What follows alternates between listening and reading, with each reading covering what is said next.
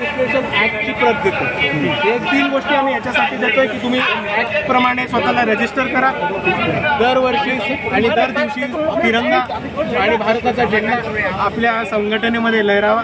15 August हा काळा दिवस साजरा करणं बंद करून तिरंगाचा सन्मान करणं सुरू करा आणि कायद्याचा आणि संविधानाच्या चौकटीत राहा। हे 3 तुमचा मोर्चा तिथपर्यंत जाणार होता पण तुम्हाला इथं अडवलेलं आहे। हे बघा, आम्ही पोलिसांना ऑपरेशन पूर्ण कबूल केलं होतं आणि प्राथमिक स्वरूपामध्ये आम्ही देतोय। हा मोर्चा निघणं हाच महत्त्वाचं होतं, पण त्याच्यात पण महत्त्वाचं म्हणजे आता आमचा मेन मुद्दा आहे की RSS ही रजिस्टर्ड संघटना नाही। हे नसतानाही एवढ्या 3000 पोलीस कुठून आले, कशासाठी आले? RSS ही रजिस्टर्ड संघटना नाही। आम्ही काही मुख्यमंत्र्यांच्या घरी किंवा प्रधानमंत्र्यांच्या घरी मोर्चा नेत नाही, आम्ही एका RSSच्या छोट्याशा कार्यालयावरती नेतोय।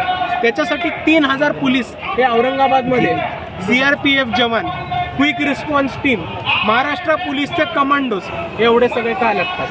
3 बॅरिकेड लावलेत, एवढे सगळे का लागतात? आम्ही शांतपूर्व मोर्चा करतोय, आम्ही प्रेमाने मोर्चा करतोय, आम्ही भारताचं संविधान